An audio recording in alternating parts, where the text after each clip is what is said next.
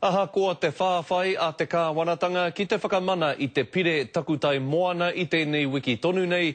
I te āhua nei, kua raru te ahu whakamua o te pire I ngā tikanga mo te tau tohe I roto I te whare pāremata. Koinei ngā momo kōrero a te Rōpū Act e whakahea ana I ngā here a te iwi Māori ki te takutai. No one historically crawled about on the seabed miles from shore. I think that most of her amendments were pointless. Well, in fact, they were all pointless. Aha koa I mahu e pōraru mai e tahi atu mema ki ana kōrero, e hara tērā I te momo hou, hei tāhe nare kingi. Rua te kautau aia e mātaki ana I te ao tō rangapū. He kōrero era nā te kaki whero. I te mea, he ātana mātou ki a tātou tikanga. Ka hori I whakamārama mai, I roto I tana whakahei I a tātou tikanga.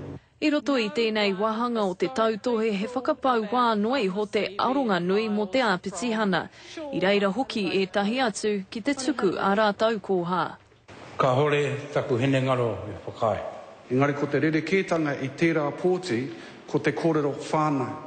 Ka kī mai te mema kare tōku whānau. Aha koa te tuhatuha mai a ngā kai whakahe inanahi no ho wahangu te mema mo Act I te rānei. Engari he whakautu tā te minita I kawe I te pire.